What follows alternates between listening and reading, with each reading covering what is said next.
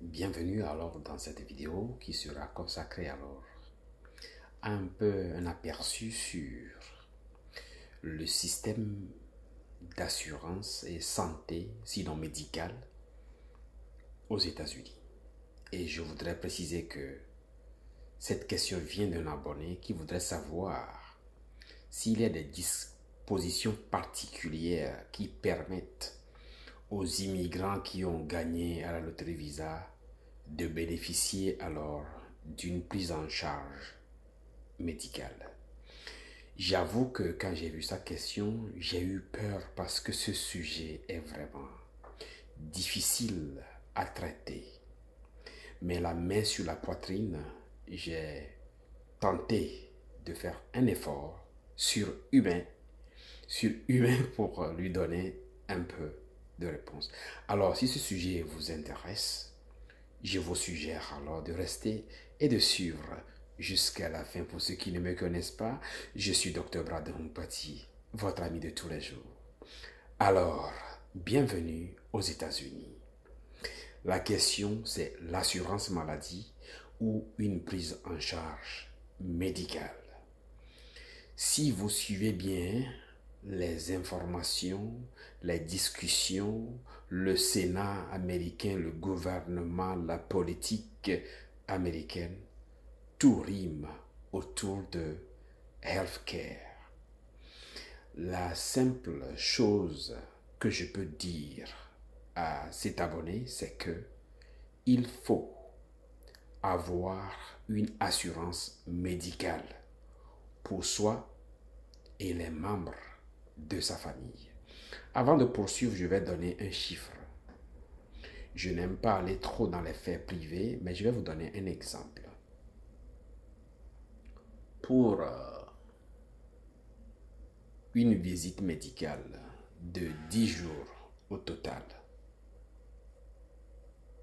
d'une personne très proche à moi, la facture fait état de 61 000 $. Je répète, pour avoir passé 10 jours à l'hôpital aux soins urgents, une personne très proche à moi s'en sort avec une facture médicale de 61 000 $. Et l'hôpital a envoyé la facture en avance. Et normalement, si on ne connaît pas ces réalités, on peut avoir peur. Mais cette personne, heureusement, a une assurance spéciale qui a tout payé. Et la personne n'a payé rien alors de sa poche. D'après les calculs, cette assurance revenait à peu près, si on était alors une famille de 4 par exemple, ou 5, ça revenait autour de 170 $ par semaine. Précisons que cette assurance a été offerte par l'employeur d'un membre de la famille. Alors, cette introduction faite, on revient alors pour préciser que c'est bon d'avoir un travail qui offre une assurance médicale. Et donc, quand la saison ou bien le préavis passe et on vous offre alors l'assurance médicale, inscrivez-vous. Et si vous avez des doutes, il y a certainement des gens qui vont vous expliquer. Et souvent, on peut vous induire en erreur. Si vous avez des Africains ou bien des gens comme nous, où vous souhaitez particulièrement que j'élabore ce que vous devez regarder, alors choisissez ça bien. Puisque vous venez d'arriver, il faut éviter de prendre alors l'assurance qui a high deductible. C'est la seule chose que je peux vous suggérer de regarder. Dans tout ce qu'on vous proposera, quand on vous dira high deductible, il faut refuser. Il faut prendre low ou lower deductible. Comme ça, l'argent que vous allez sortir de votre poche, en plus de ce que l'assurance paiera, sera vraiment négligeable. Quand entendez par là low et high, c'est que l'argent que vous allez sortir de la poche, c'est ça qui est deductible, avant que l'assurance ne paye. Alors, les frais là-bas. Si, par exemple, votre employeur offre une assurance, il y a Blue Shield, Blue Cross, par exemple, dedans, il faut sauter dessus sans plus attendre. Et donc, on va aller alors au deuxième exemple. C'est une Américaine, pas un immigrant, une Américaine de 19 ans. Elle s'est fait piquer par une araignée qu'on appelle recluse spider, c'est venimeux, et elle s'en est amusée. Mais elle n'a pas d'assurance médicale. Quand elle était allée, c'est que les hôpitaux sont obligés de faire un diagnostic, mais ne vont pas poser alors très loin. Et on la renvoie à la maison avec du Tylenol ou bien quelque chose pour lutter contre alors la douleur.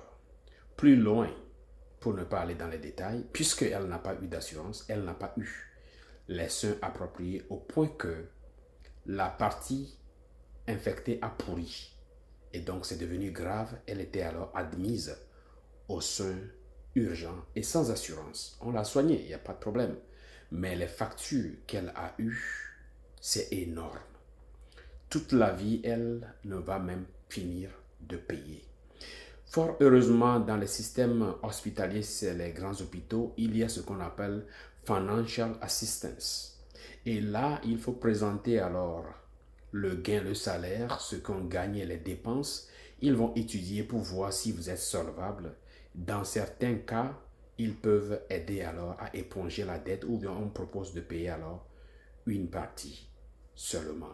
Mais en clair, cette femme a mis 3 ans, de 19 ans jusqu'à ce qu'elle ait 22 ans avant d'avoir l'assurance. Mais les dégâts que ce manque de retard de traitement cause, elle porte maintenant des séquelles et toute la vie, elle va porter les douleurs.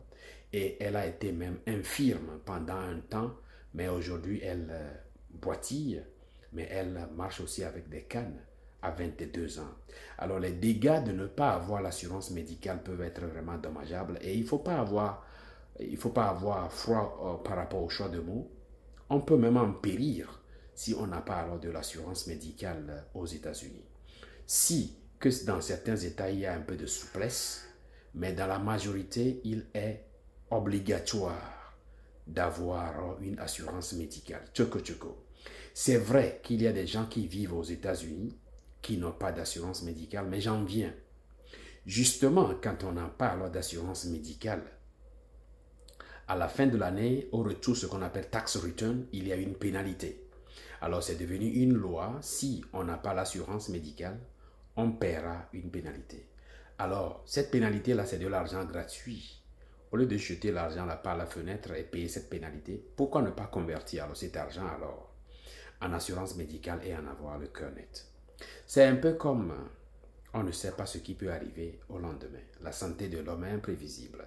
En plus, le climat, en plus les réalités, en plus les nourritures, en plus les tracasseries. On peut tomber malade à tout moment.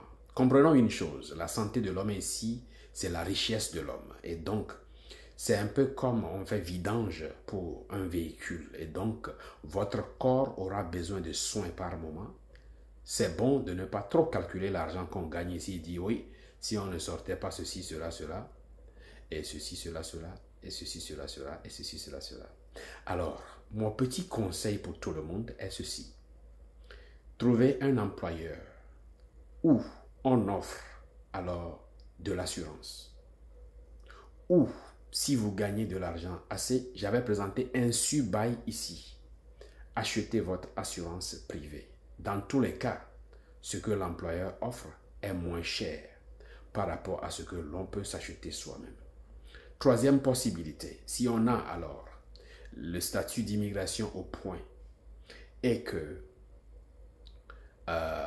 on peut alors aller sur healthcare.gov, on va voir si on peut alors prendre de la subvention médicale pour ce qui concerne l'assurance. Attention, cette subvention, je pense qu'elle est remboursable dans une certaine mesure, donc ce n'est pas cadeau.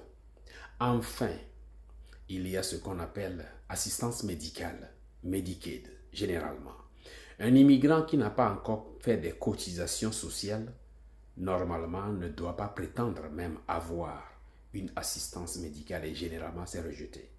Toutefois, une femme enceinte, quel que soit son statut d'immigration, peut bénéficier alors de l'assurance Medicaid pour couvrir la grossesse et généralement, si elle est régulière, même quelqu'un qui a des véloteries pour venir ici, elle peut être couverte pour 1 an, 2 ans, Mais si son salaire changeait et que sa situation lui permet de se prendre en charge, eh bien, elle perdra alors cette assurance, cette assistance médicale qu'on appelle Medicaid.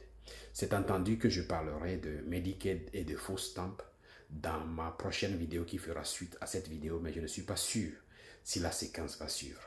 Voilà un peu ce que je peux dire au sujet alors du système de santé aux États-Unis et l'assurance médicale pour celui qui a bien voulu que j'en parle et je profite pour le remercier. En passant, si vous n'êtes pas encore abonné à cette chaîne, je vous prie alors de le faire. Si vous êtes déjà un abonné, je vous suggère alors d'inviter d'autres personnes à s'abonner à cette chaîne parce que je fais office de vous dire la vérité et rien que la vérité. J'espère vous retrouver alors dans ma prochaine vidéo.